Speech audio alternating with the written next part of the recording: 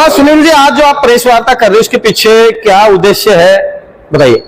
सबसे पहले सारे प्रेस के बंधुओं को मेरा नमस्कार, और आपके चैनल के माध्यम से आप जो भी साथी देख रहे हैं, आपके जो भी व्यूअर्स हैं, दर्शक हैं, उन सबको भी नमस्कार। मैं आप सबको ये बताना चाहता हूं कि आज मैंने अटेली विधानसभा से मैं आम आदमी पार्टी का उम्मीदवार था, और मैंने आज आम आदमी पार्टी को छोड़ करके और कांग्रेस पार्टी कांग्रेस पार्टी की जो हमारे यहाँ से प्रत्याशी हैं बहन अनीता यादव, उनको अपना समर्थन दिया है। और अभी हमारे यहाँ राहुल गांधी जी और भावी मुख्यमंत्री भूपेंद्र सिंह हुड्डा जी आए थे, उनके नेतृत्व में मैंने कांग्रेस पार्टी ज्वाइन की है। आम आदमी पार्टी छोड़ने के पीछे क्या? देखिए, मैं चुनाव लड़ने की मंशा से चुनाव मैदान में उतरा हुआ था। मैं चुनाव लड़ रहा था, यहाँ से अपनी तैयारी कर रहा था पूर्ण रूप से, बट मुझे कहीं ना कहीं ये लगा कि हम लोग अपनी ताकत को बांटने का काम कर रहे हैं। जो लड़ाई हम लड़ रहे हैं अहिरवाल को बचाने की, युवाओं के भविष्य को लेकर के, और खासकर अटेली के साथ में जो इतने लंबे समय से एक नाइंसाफी की जा रही है उसको लेकर के, तो उसमें कहीं ना कहीं ये हमारा जो आपसी बंटवारा रहेगा उससे हमारी ताकत कमजोर होगी, और उस ताकत को एकजुट करने के लिए ही मैंने एक कदम उठाया है। भारतीय जनता पार्टी में मैं एक लंबे समय तक रहा, 2014 से 2024 तक का मेरा भारतीय जनता पार्टी का ही सफर रहा। इस 10-11 साल का सफर के भीतर मैं पार्टी में अलग अलग दायित्वों पे जरूर रहा, लेकिन 2014 के अंदर जब मैं कौशलेश चुनाव लड़ना चाहता था, तो उस समय भी राव इंद्रजीत सिंह ने अपना पेच फंसाया। वो समय अपनी बेटी को वहां से चुनाव लड़ाना चाहते थे, और 2019 के चुनाव के अंदर भी सेम ही परिस्थिति रही। मुझे लगा कि ठीक है भाई, कदवार नेता है, बड़े नेता है, तो कोई बात नहीं, इनको अपनी बेटी को लड़ा लेने दो। मैंने अपनी तैयारी अटेली में आकर के शुरू करता हूँ, अपनी बेटी को लेकर अटेली के अंदर पहुंच गए। तो ऐसा तो नहीं होगा ना कि अगर मैं ये चुनाव भी अपना मैंने मिस कर दिया, तो ऐसे तो फिर 2029 पे बात चली जाती। तो मैंने आपको बताया कि मैं चुनाव लड़ने की मंशा से ही मैंने भारतीय जनता पार्टी छोड़ी थी, और छोड़ करके मैं आम आदमी पार्टी से चुनाव लड़ने में मैंने उनसे निवेदन किया था। उन लोगों ने मुझे टिकट भी दी थी, बट अभी परिस्थिति ऐसी बन गई है कि अलग अलग चुनाव लड़ करके अपनी ताकतों को बखेरने का काम है, जो कि बेहतर मैंने यही समझा कि इलाके के इंसाफ के लिए, युवाओं के इंसाफ के लिए बहुत ज्यादा जरूरी हो गया था। और बहन अनीता यादव अच्छा चुनाव लड़ रही है, और वो आज की तारीख में नंबर 1 पे विनिंग कैंडिडेट है, तो मैंने उनके साथ जाना उचित समझा। मेरा सिर्फ एक उद्देश्य है। पहली बात तो ये कि भारतीय जनता पार्टी की सरकार अब की बार नहीं आ रही। हरियाणा प्रदेश ने मन बना लिया है कि भाजपा को हरियाणा से बाहर खदेड़ने का काम करेगी। और रही अटेली विधानसभा की बात, तो अटेली विधानसभा के अंदर ये वही भारतीय जनता पार्टी है जो परिवारवाद के खिलाफ नारे लगाती थी, जो कहती थी कि कभी भी हम परिवारवाद के अंदर नहीं पड़ेंगे, परिवारवाद को दूर रखेंगे। और अब की बार इन लोगों ने क्या किया है, अब की बार सिर्फ इन्होंने एक हर उस व्यक्ति को टिकट देने का काम किया है जो कहीं ना कहीं किसी ना किसी के परिवार से जुड़ा हुआ है। और अटेली के अंदर बहुत सारे सामान्य कार्यकर्ता थे भारतीय जनता पार्टी के अंदर, जो एक लंबे समय से संघर्ष कर रहे थे। उन सबको दरकिनार करके इन्होंने जो राजा साहब जो अपनी बेटी को टिकट दिला करके लेके आए, वो सरासर नाइंसाफी है।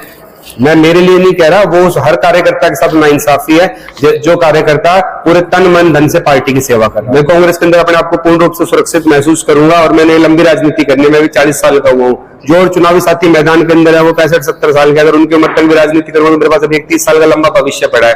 कोई बात नहीं, लड़ाई चुनाव अगली बार लड़ लेंगे, लेकिन अब की बार की जो लड़ाई थी, मैंने आपको फिर कह रहा हूं, मैं परिवारवाद के खिलाफ है, अहंकारी राजा के खिलाफ है, उसके घमंड के खिलाफ है, उस हर ताकत के खिलाफ है जो यहाँ खड़ी तो है, बट हमारे क्षेत्र को आगे बढ़ाने की बजाय हमारे युवाओं को पीछे ढकेलने का काम करती है। क्या है अटेली के अंदर, आप बताओ, शिक्षा के नाम के ऊपर, रोजगार के नाम के ऊपर। इनफैक्ट यहाँ की क्या, अहिरवाल की बात करता हूं, तो अहिरवाल में बताओ अब इन्होंने ऐसी कौन सी सुविधा दी है? जो सुविधाएं दी अपने निजी स्वार्थ के लिए दी, अपनी राजनीति चमकाने के लिए दी है। जितने भी प्रत्याशी मैदान के अंदर हैं, हर सीट के ऊपर पहली बात तो राजा साहब ने अपने हिसाब से टिकटें दिलवाने का काम किया, उन लोगों को टिकटें दिलवाने का काम किया जो कि कभी भारतीय जनता पार्टी से जुड़े ही नहीं रहे, ऐसे बहुत सारे लोग हैं। ठीक है, उसके बाद में अपनी बेटी को दिलवा। मैं आप सबके माध्यम से आरती राव को, भाजपा के उम्मीदवार को, खुली डिबेट के लिए भी चैलेंज करना चाहूंगा। मैं जानना चाहता हूं एक बार आमने सामने बैठ करके उनसे कि भाई तुम अटेली में चुनाव लड़ रहे हो, तुमको ये भी नहीं पता होगा कि अटेली के अंदर कितने गांव हैं, तुमको ये भी नहीं पता होगा कि अटेली के अंदर अगर 104 गांव है, 105 गांव है, तो वो गांव कौन सा गांव कहां कहां के ऊपर है। ये सब छोड़ो, जिन तुम 5 व्यक्तियों के कागज में पढ़ के नाम बोलती हो, वे 5 व्यक्ति तुम्हारे बराबर में तो जरूर खड़े होंगे, पर तुम उनको शक्ल से भी नहीं पहचान सकती हो कि वो 5 आदमी कौन है, तो तुम जनता को क्या पहचानोगी? ये वो परिवार है जो 4 साल 11 महीने दिल्ली के अंदर रह करके राजनीति करने का काम करता है और केवल मात्र 1 महीने के लिए चुनाव मैदान के अंदर आता है, यहाँ की भोली वाली जनता को बरगलाता है, बहकाता है और बहका करके वापस दिल्ली जाने का काम करता है। अभी आप कोई सवाल पूछ रहे हैं, उससे पहले मैं आपके माध्यम से जनता से पूछना चाहता हूं कि आप में से जितने भी साथी मेरे को देख रहे हैं आप सबके माध्यम से, उनमें से कितने लोग ऐसे हैं जिनको कि राव इंद्रजीत सिंह का उसकी बेटी का घर पता है? कितने लोग ऐसे जिनको कि उनका कार्यालय पता है? कितने लोग ऐसे हैं कि कोई यही बता सकता है कि अटेली विधानसभा में उनका कार्यालय कहां है, कोई स्थायी कार्यालय है क्या उनका यहाँ पर? ना उनको गांव पता, ना उनको लोगों के नाम पता, ना उनका कोई कार्यालय है, ना कोई उनके यहाँ पे रिहाइश है, किसी के पास में उनका फोन नंबर तक भी नहीं होगा, ना बापू का नंबर होगा, ना छोरी का नंबर होगा, ना उनके पिए तक का नंबर होगा। तो ये सरासर नाइंसाफी है। कहने का तो भारी वाला मुद्दा पूरा आ जाता है जो आप पॉइंटों की बात कर रहे हैं।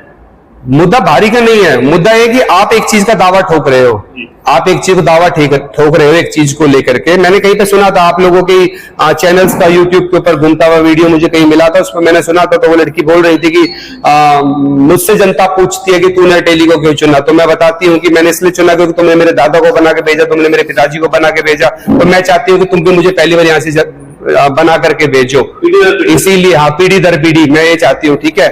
और तू फिर साथ में अपनी बड़ाई अपने मुंह से मारती है कि लोग ये भी कहते हैं कि तू तो कहीं से भी चुनाव लड़ सकती थी, तू तो बादशाहपुर से भी लड़ सकती थी, रेवाड़ी से भी लड़ सकती, तू तो कहीं से भी चुनाव लड़ सकती, तू अटेली को ही क्यों चुना?